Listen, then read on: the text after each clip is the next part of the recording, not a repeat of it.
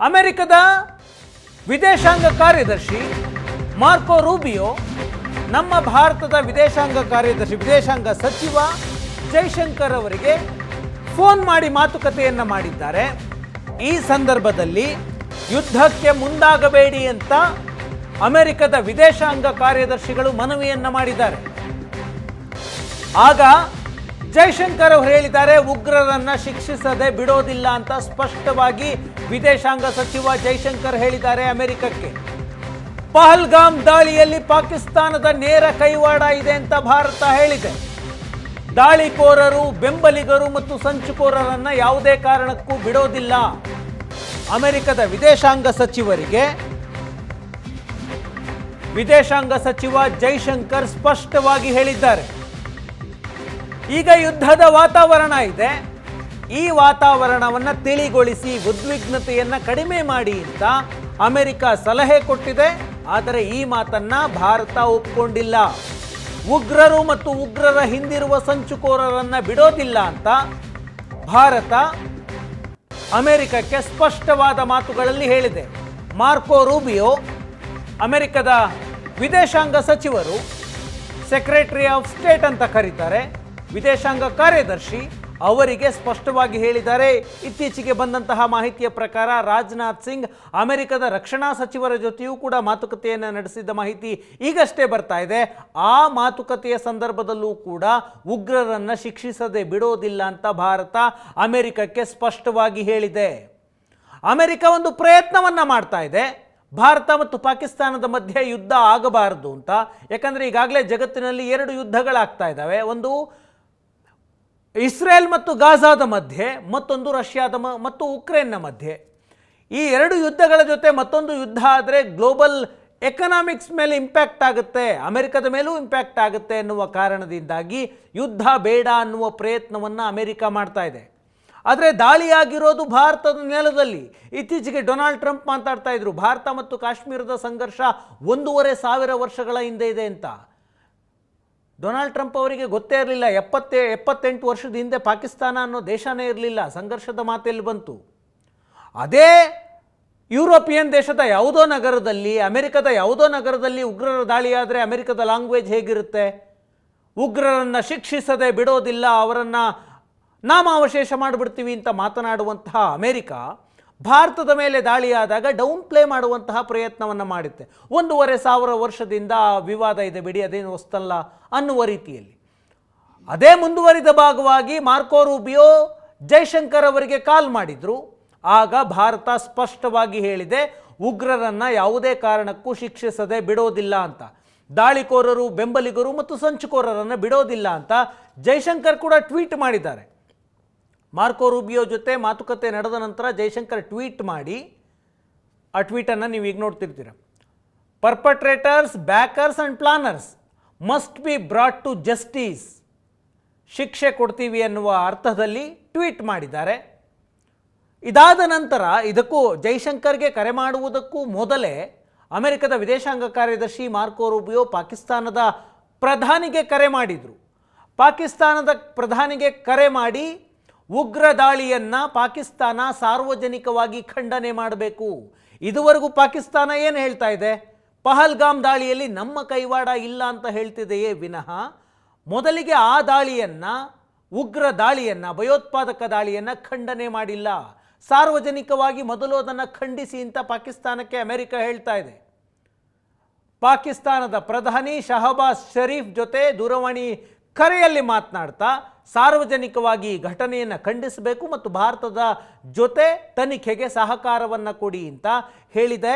ಜೊತೆಗೆ ಈಗ ಯುದ್ಧಕ್ಕೆ ಸನ್ನದ್ಧ ಸ್ಥಿತಿಯಲ್ಲಿ ಪಾಕಿಸ್ತಾನ ಕೂಡ ಇದೆಯಲ್ಲ, ದಾಳಿಯನ್ನು ಎದುರಿಸಬೇಕಲ್ಲ, ಆ ಸ್ಥಿತಿಯನ್ನು ಕಡಿಮೆಗೊಳಿಸಿ ಭಾರತದ ಜೊತೆ ಮಾತುಕತೆಯನ್ನು ಮಾಡಬೇಕು ಅಂತ ಹೇಳಿದ್ದಾರೆ. ಇದರ ಜೊತೆಗೆ ಪಹಲ್ಗಾಮ್ನ ದಾಳಿ ಪ್ರಜ್ಞೆ ಇಲ್ಲದೆ ಮಾಡಲಾದಂತಹ ದಾಳಿ ಅಂತ ರೂಬಿಯೋ ಶಹಬಾಜ್ ಶರೀಫ್ ಅವರಿಗೆ ತರಾಟೆಯನ್ನು ತೆಗೆದುಕೊಂಡಿದ್ದಾರೆ. ಅಮೆರಿಕಕ್ಕೆ ಗೊತ್ತು ಪಾಕಿಸ್ತಾನ ಒಂದು ಟೆರರ್ ಫ್ಯಾಕ್ಟರಿ ಅಂತ. ಯಾಕೆಂದರೆ ಒಸಾಮಾ ಬಿನ್ ಲ್ಯಾಡನ್ ಅನ್ನ ಪಾಕಿಸ್ತಾನದ ಅಬೋಟಾಬಾದ್ನಲ್ಲಿ ಇದೇ ಅಮೆರಿಕ ಹೊಡೆದು ಕೊಂದಾಕಿತ್ತಲ್ಲ. ಹಾಗಾಗಿ ಇದು ಪ್ರಜ್ಞೆ ಇಲ್ಲದ ದಾಳಿ ಅಂತ ಪಾಕಿಸ್ತಾನಕ್ಕೆ ತರಾಟೆಯನ್ನು ತೆಗೆದುಕೊಂಡಿದೆ ಅಮೆರಿಕ, ಭಾರತದ ಜೊತೆ ಸಹಕಾರ ಕೊಡಿ ಅಂತ. ಈಗ ಭಾರತ ಮತ್ತು ಪಾಕಿಸ್ತಾನದ ಮಧ್ಯೆ ಪೂರ್ಣ ಪ್ರಮಾಣದ ಯುದ್ಧ ನಡೆದು ಬಿಡುತ್ತಾ ಅನ್ನುವಂತಹ ಪ್ರಶ್ನೆ ಉದ್ಭವ ಆಗಿದೆ.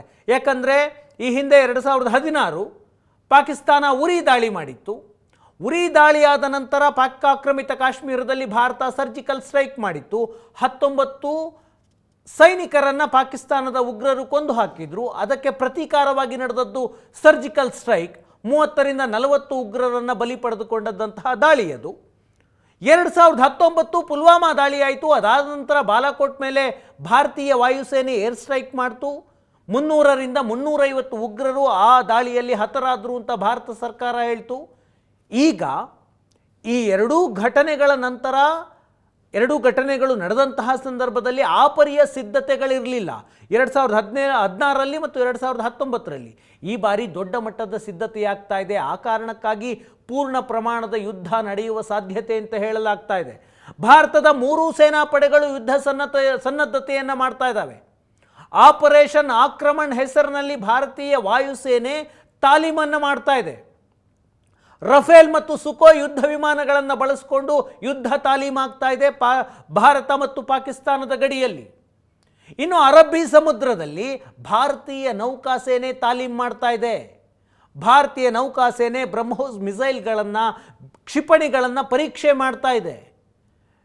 ಇದರ ಜೊತೆಗೆ ಭೂಸೇನೆ ಜಮ್ಮು ಕಾಶ್ಮೀರದಲ್ಲಿ ಉಗ್ರರಿಗಾಗಿ ತೀವ್ರ ಹುಡುಕಾಟ ಮಾಡ್ತಾ ಇದೆ. ಜೊತೆಗೆ ಭಾರತ ಮತ್ತು ಪಾಕಿಸ್ತಾನದ ಗಡಿಯತ್ತ ಭೂಸೇನೆಯ ಯುದ್ಧ ಟ್ಯಾಂಕರ್ಗಳು ಮೂವ್ ಆಗ್ತಾ ಇದ್ದಾವೆ. ಈ 3 ಸೇನೆಗಳು ಈ ಪರಿಯ ತಾಲೀಮನ್ನು 2016 ಮತ್ತು 2019ರಲ್ಲಿ ಮಾಡಿರಲಿಲ್ಲ ಅನ್ನೋದು ಅತ್ಯಂತ ಇಂಟ್ರೆಸ್ಟಿಂಗ್ ವಿಚಾರ. ಹಾಗಾಗಿ ಈ ಬಾರಿ ಪೂರ್ಣ ಪ್ರಮಾಣದ ಯುದ್ಧ ನಡೆಯುವ ಸಾಧ್ಯತೆ ಅಷ್ಟರ ಮಟ್ಟಿಗೆ ಇದೆ ಅಂತ ವಿಶ್ಲೇಷಣೆ ಮಾಡಲಾಗ್ತಿದೆ. ಏನಾಗ್ತಿದೆ ಅಂತ ಯಾರಿಗೂ ಗೆಸ್ ಮಾಡುವುದಕ್ಕೂ ಸಾಧ್ಯ ಆಗ್ತಾ ಇಲ್ಲ. ಪಾಕಿಸ್ತಾನ ಹೇಳ್ತಾ ಇದೆ 24ರಿಂದ 36 ಗಂಟೆಯಲ್ಲಿ ಪಾಕಿಸ್ತಾನದ ಮೇಲೆ ಭಾರತ ದಾಳಿ ಮಾಡುತ್ತೆ ಅಂತ, ನಮಗೆ ಮಾಹಿತಿ ಇದೆ ಅಂತ. ಅತ್ತ ಪಾಕಿಸ್ತಾನ ಕೂಡ ಯುದ್ಧಕ್ಕೆ ದಾಳಿಯನ್ನು ಹೆದರಿಸೋದಕ್ಕೆ ಸಜ್ಜಾಗ್ತಾ ಇದೆ. ಅದು ಕೂಡ ತನ್ನ ಸೇನಾಪಡೆಗಳನ್ನು ಗಡಿಯತ್ತ ಸಾಗಿಸ್ತಾ ಇದೆ. ಹಾಗಿದ್ರೆ ಒಂದು ಪೂರ್ಣ ಪ್ರಮಾಣದ ಯುದ್ಧ ನಡೆದು ಬಿಡುವಂತಹ ಸಾಧ್ಯತೆ ಇದೆ ಅಂತ ಹೇಳಲಾಗ್ತಾ ಇದೆ. ಹಾಗಿದ್ರೆ ಪೂರ್ಣ ಪ್ರಮಾಣದ ಯುದ್ಧ ನಡೆದದ್ದೇ ಆದರೆ ಎಲ್ಲಿ ನಡೆಯುತ್ತೆ? ಒಂದು, ಭಾರತ ಮತ್ತು ಪಾಕಿಸ್ತಾನದ ಮಧ್ಯೆ 3300 ಕಿಲೋಮೀಟರ್ನಷ್ಟು ಉದ್ದದ ಗಡಿ ಇದೆ. ಅದರಲ್ಲಿ 740 ಕಿಲೋಮೀಟರ್ ಗಡಿ ನಿಯಂತ್ರಣ ರೇಖೆ, ಇನ್ನು 2500 ಕಿಲೋಮೀಟರ್ನಷ್ಟು ಅಂತಾರಾಷ್ಟ್ರೀಯ ಗಡಿ ಇದೆ. ಇಲ್ಲಿ ಭಾರತ ಎಲ್ಲಿ ದಾಳಿ ಮಾಡುತ್ತೆ ಎನ್ನುವುದು ಪ್ರಶ್ನೆ. ಈಗಾಗಲೇ ಭಾರತೀಯ ಸೇನೆಯಿಂದ ಯಾವ ಸ್ಥಳಗಳ ಮೇಲೆ ದಾಳಿ ಮಾಡಬೇಕು ಅನ್ನುವುದರ ಬ್ಲೂ ಪ್ರಿಂಟ್ ರೆಡಿಯಾಗಿದೆ ಅನ್ನುವಂತಹ ಮಾಹಿತಿ ಸಿಗ್ತಾ ಇದೆ. ಸಿರೀಸ್ ಆದಂತಹ ಮೀಟಿಂಗ್ಗಳಾಗ್ತಾ ಇದೆ. ಪ್ರಧಾನಿ ನರೇಂದ್ರ ಮೋದಿಯವರ ನೇತೃತ್ವದಲ್ಲಿ 3 ಸೇನೆಗಳ ಮುಖ್ಯಸ್ಥರು, ರಕ್ಷಣಾ ಸಚಿವರ ಜೊತೆಗೆ ಇದುವರೆಗೆ ಒಂದು 5 ಮೀಟಿಂಗ್ಗಳಾಗಿದೆ. ಭದ್ರತಾ ಸಂಪುಟ ಸಭೆಯನ್ನೂ ಸೇರಿಸಿಕೊಂಡು ಆ ಸಭೆಗಳಲ್ಲಿ ಈ ಬ್ಲೂ ಪ್ರಿಂಟು ರೆಡಿಯಾಗಿದೆ ಅನ್ನುವಂತಹ ಮಾಹಿತಿಗಳಿದ್ದಾವೆ.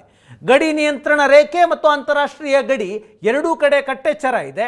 ಒಂದು, ಪಾಕ್ ಆಕ್ರಮಿತ ಕಾಶ್ಮೀರದ ಉಗ್ರರ ನೆಲೆಗಳು ಪ್ರಮುಖವಾದಂತಹ ಟಾರ್ಗೆಟ್. ಆ ಉಗ್ರ ನೆಲೆಗಳನ್ನು ಲಾಂಚ್ ಪ್ಯಾಡ್ ಆಗಿ ಮಾಡಿಕೊಂಡು ಅಲ್ಲಿನ ಉಗ್ರರು ಗಡಿಯಿಂದ ಒಳನುಸುಳ್ತಾರೆ ಕಾಶ್ಮೀರದ ಭಾಗಗಳಲ್ಲಿ.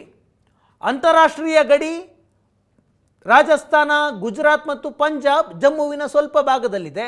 ಆ ಗಡಿಯಲ್ಲೂ ಕೂಡ ಯುದ್ಧ ತಾಲೀಮಾಗ್ತಾ ಇದೆ. ಗಡಿ ನಿಯಂತ್ರಣ ರೇಖೆ 740 ಕಿಲೋಮೀಟರ್, ಜಮ್ಮುವಿನ ಸ್ವಲ್ಪ ಭಾಗ ಮತ್ತು ಕಾಶ್ಮೀರ, ಅಲ್ಲಿ ಉಗ್ರರು ಒಳನುಸುಳುವಂತಹ ಪ್ಲೇಸ್ಗಳು ಹೆಚ್ಚಿದ್ದಾವೆ. ಮತ್ತು ಪಾಕ್ ಆಕ್ರಮಿತ ಕಾಶ್ಮೀರ LOCಗೆ ಹೊಂದಿಕೊಂಡಂತಿರುವಂತಹ POKನಲ್ಲಿ ಒಂದಷ್ಟು ಲಾಂಚ್ ಪ್ಯಾಡ್ಗಳಿದ್ದಾವೆ. ಅವುಗಳನ್ನು ಟಾರ್ಗೆಟ್ ಮಾಡಿಕೊಳ್ಳಲಾಗಿದೆ. ಇದರ ಜೊತೆಗೆ ಪ್ರಮುಖ ನಗರಗಳು ಪಾಕಿಸ್ತಾನದ್ದು ಲಾಹೋರ್, ಇಸ್ಲಾಮಾಬಾದ್ ಮತ್ತು ಕರಾಚಿ ನಗರಗಳನ್ನು ಟಾರ್ಗೆಟ್ ಮಾಡಲಾಗಿದೆ. ಯಾಕೆ ಲಾಹೋರ್, ಇಸ್ಲಾಮಾಬಾದ್ ಮತ್ತು ಕರಾಚಿಯನ್ನು ಟಾರ್ಗೆಟ್ ಮಾಡಲಾಗಿದೆ ಅಂತ ನಾವು ಹೇಳ್ತಾ ಇದ್ದೀವಿ? ಯಾಕಂದರೆ ಈ 3 ನಗರಗಳ ಏರ್ ಸ್ಪೇಸನ್ನು ಪಾಕಿಸ್ತಾನ ಕ್ಲೋಸ್ ಮಾಡಿದೆ, ವಾಯು ಪ್ರದೇಶವನ್ನು ಬಂದ್ ಮಾಡಿದೆ. ಯಾವುದೇ ವಿಮಾನಗಳು ಓಡಾಡಬಾರ್ದು ವಿತೌಟ್ ಪರ್ಮಿಷನ್ ಅಂತ. ಅಂದರೆ ಭಾರತದ ವಾಯುಸೇನೆ ಈ 3 ನಗರಗಳನ್ನು ಟಾರ್ಗೆಟ್ ಮಾಡಿಕೊಂಡು ದಾಳಿ ಮಾಡಬಹುದು ಅನ್ನುವಂತಹ ಭೀತಿ ಪಾಕಿಸ್ತಾನಕ್ಕಿದೆ. ಹಾಗಾಗಿ ಈ ನಗರಗಳ ಏರ್ ಸ್ಪೇಸನ್ನು ಪಾಕಿಸ್ತಾನದ ವಿಮಾನಗಳಿಗೆ ಹೊರತುಪಡಿಸಿ ಬೇರೆ ಯಾವುದೇ ವಿಮಾನಗಳು ಈ ನಗರಗಳ ಮೇಲೆ ಓಡಾಡಬಾರ್ದು ಅಂತ ಸ್ಪಷ್ಟವಾದ ಸೂಚನೆಯನ್ನು ಕೊಡಲಾಗಿದೆ. ಹಾಗಿದ್ರೆ ಭಾರತ ದಾಳಿ ಮಾಡುತ್ತಾ ಅನ್ನುವಂತಹ ಪ್ರಶ್ನೆ ಇದೆ. ಇಷ್ಟೆಲ್ಲ ಆದ ಮೇಲೆ ಒಂದು ಪ್ರಶ್ನೆ ಬರುತ್ತೆ, ಭಾರತ ಮತ್ತು ಪಾಕಿಸ್ತಾನದ ಮಧ್ಯೆ 4 ಯುದ್ಧ ಆಗಿದೆ ಇದುವರೆಗೆ. 1947, 1965, 1971 ಮತ್ತು 1999. 4 ಯುದ್ಧಗಳಾದಾಗಲೂ ಕೂಡ ಭಾರತದಿಂದ ಪಾಕಿಸ್ತಾನಕ್ಕೆ ಹೋಗ್ತಿದ್ದಂತಹ ಸಿಂಧೂ ನದಿ ನಿರಂತರವಾಗಿ ಹರಿದುಕೊಂಡು ಹೋಗ್ತಾ ಇತ್ತು. ಈವನ್ ಉರಿ ದಾಳಿ ಆದಾಗ, ಪುಲ್ವಾಮಾ ದಾಳಿ ಆದಾಗಲೂ ಕೂಡ. ಆದರೆ ಈ ಬಾರಿ ಭಾರತ ತುಂಬ ಸೀರಿಯಸ್ ಆಗಿದೆ. 78 ವರ್ಷಗಳಲ್ಲಿ ಮಾಡದಂತಹ ನಿರ್ಣಯವನ್ನು ಈ ಬಾರಿ ಮೋದಿ ಸರ್ಕಾರ ಮಾಡಿದೆ. ಅಂದರೆ ಸಿಂಧೂ ನದಿ ನೀರಿನ ಒಪ್ಪಂದದಿಂದ ಹಿಂದೆ ಸರಿತೀವಿ ಅಂತ. ಒಪ್ಪಂದ ಆಗಿದ್ದು 1960ರಲ್ಲಿ. ಅದಕ್ಕೂ ಮುಂಚೆಲೂ ಸಿಂಧೂ ನದಿ ನೀರು ಪಾಕಿಸ್ತಾನಕ್ಕೆ ಹರಿದುಕೊಂಡು ಹೋಗ್ತಾ ಇತ್ತು. ಈಗ ಆ ನಿರ್ಣಯವನ್ನು ಮಾಡಿದೆ. ಈಗ ಲಭ್ಯವಿರುವಂತಹ ಡ್ಯಾಮ್ಗಳಲ್ಲಿ ನೀರನ್ನು ತಡೆ ಹಿಡಿಯೋದು, ಭವಿಷ್ಯದಲ್ಲಿ ಇನ್ನೊಂದಷ್ಟು ಡ್ಯಾಮ್ಗಳನ್ನು ನಿರ್ಮಾಣ ಮಾಡೋದು ಭಾರತದ ಯೋಜನೆ. ಇಷ್ಟು ಸೀರಿಯಸ್ ಆಗಿದೆ ಅಂದರೆ ಒಂದು ಪ್ರಶ್ನೆ ಬರುತ್ತೆ, ಪಾಕ್ ಆಕ್ರಮಿತ ಕಾಶ್ಮೀರವನ್ನು ಈ ಬಾರಿಯಾದರೂ ಭಾರತ ವಶಪಡೆಯುವುದಕ್ಕೆ ಸಾಧ್ಯ ಆಗುತ್ತಾ ಅಂತ. 1965ರ ಯುದ್ಧದಲ್ಲಾಗಲಿಲ್ಲ, 71ರ ಯುದ್ಧದಲ್ಲಾಗಲಿಲ್ಲ, 99ರ ಯುದ್ಧದಲ್ಲಾಗಲಿಲ್ಲ. ಪಾಕ್ ಆಕ್ರಮಿತ ಕಾಶ್ಮೀರ ಪಾಕಿಸ್ತಾನದ ಭಾಗವಾದ ನಂತರ ನಡೆದಂತಹ 3 ಯುದ್ಧಗಳಲ್ಲಿ ಇದು ಸಾಧ್ಯ ಆಗಲಿಲ್ಲ. ಆ 3 ಯುದ್ಧಗಳನ್ನು ಭಾರತ ಗೆದ್ದ ನಂತರವೂ ಸಾಧ್ಯ ಆಗಲಿಲ್ಲ. ಹಾಗಿದ್ರೆ ಈ ಬಾರಿ ಅದು ಸಾಧ್ಯವಾ ಅನ್ನುವಂತಹ ಪ್ರಶ್ನೆ ಇದೆ. ಭಾರತದ ಭಾಗ ಆಗಿದ್ದಂತಹ ಕಾಶ್ಮೀರ ಪಾಕಿಸ್ತಾನದ ವಶಕ್ಕೆ ಹೋಗಿದ್ದೇಗೆ, ಅದೊಂದು ಪ್ರಶ್ನೆ ಇದೆಯಲ್ಲ. 1947ರಿಂದಲೇ ಕಾಶ್ಮೀರದ ಒಂದು ಭಾಗ ಭಾರತದ ಬಳಿ ಇಲ್ಲ. 1947 ಅಕ್ಟೋಬರ್ 22ನೇ ತಾರೀಕು ಭಾರತದ ಮೇಲೆ ಪಾಕಿಸ್ತಾನಿ ಬಂಡುಕೋರರು ದಾಳಿ ಮಾಡಿದ್ರು. ಅವತ್ತಿಗೆ ಬಂಡುಕೋರರು ಅಂತ ಕರಿತಾ ಇದ್ರು, ಇವತ್ತು ಅವರನ್ನೇ ಟೆರರಿಸ್ಟ್ಗಳು ಅಂತ ಕರಿತಾ ಇದ್ದೀವಿ. 1947 ಆಗಸ್ಟ್ 15 ಭಾರತಕ್ಕೆ ಸ್ವಾತಂತ್ರ್ಯ ಸಿಕ್ಕಂತಹ ದಿನ. ಆಗಸ್ಟ್ 14 ಪಾಕಿಸ್ತಾನ ಸ್ವತಂತ್ರಗೊಂಡಂತಹ ದಿನ. ಅಕ್ಟೋಬರ್ 26ನೇ ತಾರೀಕು 1947 ಅಕ್ಟೋಬರ್ 26ನೇ ತಾರೀಕಿಗೆ ಕಾಶ್ಮೀರ ಭಾರತದ ಭಾಗವಾಗುವ ಒಪ್ಪಂದಕ್ಕೆ ಸಹಿ ಹಾಕುತ್ತೆ. ಕಾಶ್ಮೀರದ ಅವತ್ತಿನ ರಾಜ ಹರಿಸಿಂಗ್ ಭಾರತದ ಭಾಗವಾಗ್ತೀವಿ ಅಂತ ಸಹಿ ಮಾಡ್ತಾರೆ. ಇನ್ನೇನು ಕಾಶ್ಮೀರ ಭಾರತದ ಭಾಗವಾಗಿಬಿಡುತ್ತೆ ಅಂತ ಅನುಮಾನ ಬಂತಲ್ಲ, ಆಗಲೇ ದಾಳಿ ಮಾಡ್ತು ಪಾಕಿಸ್ತಾನ. 4 ದಿನ ಮೊದಲು ಅಕ್ಟೋಬರ್ 22ನೇ ತಾರೀಕು ಕಾಶ್ಮೀರದಲ್ಲಿ ಬಹುಸಂಖ್ಯಾತರು ಮುಸ್ಲಿಮರಿರ್ತಾರೆ, ರಾಜ ಹಿಂದೂ ಇರ್ತಾನೆ. ರಾಜ ಹರಿಸಿಂಗ್ ಮೊದಲಿಗೆ ಸ್ವತಂತ್ರವಾಗಿ ಉಳಿದುಕೊಳ್ಳುವಂತಹ ನಿರ್ಣಯವನ್ನು ಮಾಡ್ತಾನೆ. ಆದರೆ ಯಾವಾಗ ಪಾಕಿಸ್ತಾನ ಕಬಳಿಸಿ ಬಿಡುತ್ತೋ ಅನ್ನುವಂತಹ ಅನುಮಾನ ಬಂದಾದ ನಂತರ ಭಾರತದ ಭಾಗವಾಗೋದಕ್ಕೆ ರಾಜ ಹರಿಸಿಂಗ್ ಒಪ್ಕೊಳ್ತಾನೆ. ಆಗ ದಾಳಿ ಆಗುತ್ತೆ. ಪಾಕಿಸ್ತಾನದ ಬುಡಕಟ್ಟು ಸಮುದಾಯಗಳನ್ನು ಮುಂದೆ ಬಿಟ್ಟು ಪಾಕಿಸ್ತಾನದ ಸೇನೆ ಈ ದಾಳಿಯನ್ನು ಮಾಡಿಸುತ್ತೆ. ಪಶ್ತೂನಿ ಬುಡಕಟ್ಟು ಸಮುದಾಯ ಅವರಿಗೆ ಶಸ್ತ್ರಾಸ್ತ್ರವನ್ನು ಕೊಟ್ಟು ಪಾಕಿಸ್ತಾನ ದಾಳಿ ಮಾಡಿಸಿತ್ತು. 1 ವರ್ಷ 10 ವಾರ ನಡೆದಂತಹ ಯುದ್ಧ ಇದು. 14 ತಿಂಗಳು ನಡೆದಂತಹ ಯುದ್ಧ ಇದು. 1947 ಅಕ್ಟೋಬರ್ 22ರಿಂದ ಯುದ್ಧ ಶುರುವಾಗುತ್ತೆ. 1949 ಜನವರಿ 1ಕ್ಕೆ ಕದನ ವಿರಾಮ ಆಗುತ್ತೆ. ಆಗ ಭಾರತದ ಪ್ರಧಾನಿಯಾಗಿದ್ದವರು ಜವಾಹರಲಾಲ್ ನೆಹರು ಕಾಶ್ಮೀರದ ಈ ವಿಷಯವನ್ನು ವಿಶ್ವಸಂಸ್ಥೆಗೆ ತೆಗೆದುಕೊಂಡು ಹೋಗ್ತಾರೆ. ಕದನ ವಿರಾಮ ಜಾರಿಯಾಗುತ್ತೆ. ಅಂದಿನಿಂದ ಇಂದಿನವರೆಗೆ ಪಾಕ್ ಆಕ್ರಮಿತ ಕಾಶ್ಮೀರ ಪಾಕಿಸ್ತಾನದ ಬಳಿಯೇ ಇದೆ. ಹೇಗಿದೆ, ಎಷ್ಟು ದೊಡ್ಡದು ಪಾಕ್ ಆಕ್ರಮಿತ ಕಾಶ್ಮೀರ? 78,114 ಚದುರ ಕಿಲೋಮೀಟರ್ ಇದೆ. ಜನಸಂಖ್ಯೆ 65 ಲಕ್ಷ. ವಿಸ್ತೀರ್ಣದ ದೃಷ್ಟಿಯಿಂದ ನೋಡಿದ್ರೆ ಕರ್ನಾಟಕದ ಅರ್ಧದಷ್ಟು ಭಾಗ ಬರುತ್ತೆ ಪಾಕ್ ಆಕ್ರಮಿತ ಕಾಶ್ಮೀರ. ಇಷ್ಟು ದೊಡ್ಡ ಭೂಮಿಯನ್ನು 1947ರಲ್ಲೇ ಭಾರತ ಪಾಕಿಸ್ತಾನಕ್ಕೆ ಕಳೆದುಕೊಂಡಿದೆ. ಈಗ ಅಂತಹ ಭೂಮಿಯನ್ನು ವಾಪಸ್ ಪಡೆಯಲು ಸಾಧ್ಯವಾ? ಆ ನಿಟ್ಟಿನಲ್ಲಿ ಇದು ಪೂರ್ಣ ಪ್ರಮಾಣದ ಯುದ್ಧ ಆದರೆ ಅದು ಸಾಧ್ಯ ಆಗುತ್ತಾ ಅನ್ನುವಂತಹ ಪ್ರಶ್ನೆ ಇದೆ. ಜನಸಂಖ್ಯೆ ತುಂಬ ಏನಿಲ್ಲ ಪಾಕ್ ಆಕ್ರಮಿತ ಕಾಶ್ಮೀರದಲ್ಲಿ. ಇಡೀ ಪಾಕಿಸ್ತಾನದ ಜನಸಂಖ್ಯೆ 25ರಿಂದ 26 ಕೋಟಿ ಇದ್ದರೆ ಪಾಕ್ ಆಕ್ರಮಿತ ಕಾಶ್ಮೀರದಲ್ಲಿರೋರು ಕೇವಲ 65 ಲಕ್ಷ ಜನ. POK ಪ್ಲಸ್ ಗಿಲ್ಗಿಟ್ ಬಲ್ಟಿಸ್ತಾನ್ 2 ಪ್ರಾಂತ್ಯಗಳಿದ್ದಾವೆ ಪಾಕ್ ಆಕ್ರಮಿತ ಕಾಶ್ಮೀರದಲ್ಲಿ. ಗಿಲ್ಗಿಟ್ ಬಲ್ಟಿಸ್ತಾನನ್ನು ಭಾರತ ಲಡಾಖ್ ಪ್ರಾಂತ್ಯ ಅಂತ ಗುರುತಿಸುತ್ತೆ. ಪಾಕ್ ಆಕ್ರಮಿತ ಕಾಶ್ಮೀರವನ್ನು ಜಮ್ಮು ಕಾಶ್ಮೀರದ ಭಾಗ ಅಂತ ಗುರುತಿಸುತ್ತೆ. ಈಗ ಈ ಪಾಕ್ ಆಕ್ರಮಿತ ಕಾಶ್ಮೀರ ಭಾರತದ ವಶವಾಗುತ್ತಾ ಈ ಬಾರಿ ಏನಾದರೂ ಯುದ್ಧ ನಡೆದರೆ ಅನ್ನುವಂತಹ ಪ್ರಶ್ನೆ ಇದೆ. ಈ ಹಿಂದೆ ಅಮಿತ್ ಶಾ ಸದನದಲ್ಲಿ ಮಾತನಾಡಿದಾಗ, ಸಂಸತ್ನಲ್ಲಿ ಮಾತನಾಡಿದಾಗ, ರಾಜನಾಥ್ ಸಿಂಗ್ ಸೇನಾ ಕಾರ್ಯಕ್ರಮಗಳಲ್ಲಿ ಮಾತನಾಡಿದಾಗ ಪಾಕ್ ಆಕ್ರಮಿತ ಕಾಶ್ಮೀರ ಯಾವತ್ತಿಗೂ ಭಾರತದ ಭಾಗ ಅಂತ ವಾದ ಮಾಡಿದ್ದಾರೆ. ಅದು ಸಾಧ್ಯ ಆಗುತ್ತಾ ನೋಡೋಣ. ಪಹಲ್ಗಾಮ್ ದಾಳಿ ಬಗ್ಗೆ ಒಂದು ತನಿಖೆ ಆಗಬೇಕು ಅಂತ ಸುಪ್ರೀಂ ಕೋರ್ಟ್ಗೆ ಒಂದು ಅರ್ಜಿಯನ್ನು ಸಲ್ಲಿಸಲಾಗಿತ್ತು. ಆ ಅರ್ಜಿಯನ್ನು ಸುಪ್ರೀಂ ಕೋರ್ಟ್ ತಿರಸ್ಕಾರ ಮಾಡಿದೆ. ನಿವೃತ್ತ ನ್ಯಾಯಮೂರ್ತಿಗಳಿಂದ ನ್ಯಾಯಾಂಗ ತನಿಖೆ ಕೋರಿ ಸಲ್ಲಿಸಲಾದಂತಹ ಅರ್ಜಿ, ಫತೇ ಸಾಹು ಅನ್ನುವ ವ್ಯಕ್ತಿ ಸಾರ್ವಜನಿಕ ಹಿತಾಸಕ್ತಿ ಅರ್ಜಿಯನ್ನು ಸಲ್ಲಿಸಿದ್ರು. ಆ ಅರ್ಜಿಯನ್ನು ವಜಾ ಮಾಡಲಾಗಿದೆ. ನ್ಯಾಯಮೂರ್ತಿ ಸೂರ್ಯಕಾಂತ್ ಮತ್ತು NK ಸಿಂಗ್ ಅವರ ಪೀಠದ ಮುಂದೆ ಈ ಅರ್ಜಿ ಬಂತು. ಅರ್ಜಿಯನ್ನು ಮುಲಾಜಿಲ್ಲದೆ ವಜಾ ಮಾಡಿದ್ರು. ಅರ್ಜಿಯಲ್ಲಿ ಏನಿತ್ತು? ಪಹಲ್ಗಾಮ್ ಉಗ್ರರ ದಾಳಿಯ ಬಗ್ಗೆ ನ್ಯಾಯಾಂಗ ತನಿಖೆ ಮಾಡಬೇಕು, ಒಂದು ನ್ಯಾಯಮೂರ್ತಿಗಳ ನೇತೃತ್ವದಲ್ಲಿ ಆಯೋಗ ಮಾಡಿ ತನಿಖೆ ಮಾಡಬೇಕು ಅಂತ ವಾದ ಮಾಡಲಾಗಿತ್ತು. ಪ್ರವಾಸಿಗರ ಸುರಕ್ಷತೆಯನ್ನು ಖಚಿತ ಮಾಡಿಕೊಳ್ಳೋದಕ್ಕೆ ಸರ್ಕಾರಕ್ಕೆ ನಿರ್ದೇಶನ ನೀಡಿ ಅಂತ ಫತೇ ಸಾಹು ಅನ್ನುವ ವ್ಯಕ್ತಿ ಅರ್ಜಿಯನ್ನು ಹಾಕಿದ್ದ. ಸುಪ್ರೀಂ ಕೋರ್ಟ್ ಗಂಭೀರವಾಗಿ ಪರಿಗಣಿಸಿತು. ಇಂತಹ ಗಂಭೀರ ಸಮಯದಲ್ಲಿ ಜವಾಬ್ದಾರಿಯುತವಾಗಿ ವರ್ತಿಸಬೇಕು ಸುಪ್ರೀಂ ಕೋರ್ಟ್ ಹೇಳಿದ್ದು. ದೇಶದ ಪ್ರತಿಯೊಬ್ಬರೂ ಉಗ್ರರ ವಿರುದ್ಧ ಹೋರಾಟದಲ್ಲಿ ಒಟ್ಟಾಗಿ ನಿಲ್ಲಬೇಕು. ಸೇನಾ ಮನೋಬಲದ ಮೇಲೆ ಪರಿಣಾಮ ಬೀರುವಂತಹ ಅರ್ಜಿಗಳನ್ನು ಸಲ್ಲಿಕೆ ಮಾಡಬೇಡಿ. ಇಂತಹ ಸಂದರ್ಭದಲ್ಲಿ ಅರ್ಜಿದಾರರು ಜವಾಬ್ದಾರಿಯುತವಾಗಿರಬೇಕು ಅಂತ ನ್ಯಾಯಮೂರ್ತಿಗಳು ತರಾಟೆಗೆ ತೆಗೆದುಕೊಂಡ್ರು. ಅರ್ಜಿದಾರರು ನಿವೃತ್ತ ನ್ಯಾಯಮೂರ್ತಿಗಳಿಂದ ತನಿಖೆಯನ್ನು ಬಯಸ್ತಾ ಇದ್ದೀರಾ? ಜಡ್ಜ್ಗಳು ಸಮಸ್ಯೆಯನ್ನು ಪರಿಹಾರ ಮಾಡ್ತಾರೆ. ತನಿಖೆ ನಡೆಸೋದು ಜಡ್ಜ್ಗಳ ಕೆಲಸ ಅಲ್ಲ. ಯಾವ ಪ್ರಕರಣದಲ್ಲಿ ಜಡ್ಜ್ಗಳು ತನಿಖೆ ಮಾಡಿದ್ದಾರೆ ಹೇಳಿ ಅಂತ ತುಂಬ ಖಾರವಾಗಿ ಪ್ರಶ್ನೆ ಮಾಡ್ತಾರೆ. ನೀವು ಅರ್ಜಿಯನ್ನು ವಾಪಸ್ ತೆಗೆದುಕೊಳ್ತೀರೋ ಅಥವಾ ವಜಾ ಮಾಡೋದು ಅಂತ ಕೇಳಿದಾಗ ಅರ್ಜಿದಾರ ಅರ್ಜಿಯನ್ನು ವಾಪಸ್ ತೆಗೆದುಕೊಳ್ತಾರೆ. ತಲೆಹರಟೆಯ ಅರ್ಜಿ ಅಂತ ಮೇಲ್ನೋಟಕ್ಕೆ ಅನಿಸುತ್ತೆ ಇದನ್ನು ನೋಡಿದ್ರೆ. ಉಗ್ರ ದಾಳಿಯ ಬಗ್ಗೆ ಸುಪ್ರೀಂ ಕೋರ್ಟ್ ಏನು ಗೈಡ್ಲೈನ್ಸ್ ಕೊಡಲಿಕ್ಕೆ ಸಾಧ್ಯ ಆಗುತ್ತೆ? ಇನ್ವೆಸ್ಟಿಗೇಷನ್ NIA ಮಾಡ್ತಾ ಇದೆ, ಸೇನೆ ಕಾರ್ಯಾಚರಣೆ ಮಾಡ್ತಾ ಇದೆ. ಇಂತಹ ಸಂದರ್ಭದಲ್ಲಿ ಸುಪ್ರೀಂ ಕೋರ್ಟ್ ಏನು ತಾನೇ ಹೇಳೋದಕ್ಕೆ ಸಾಧ್ಯ?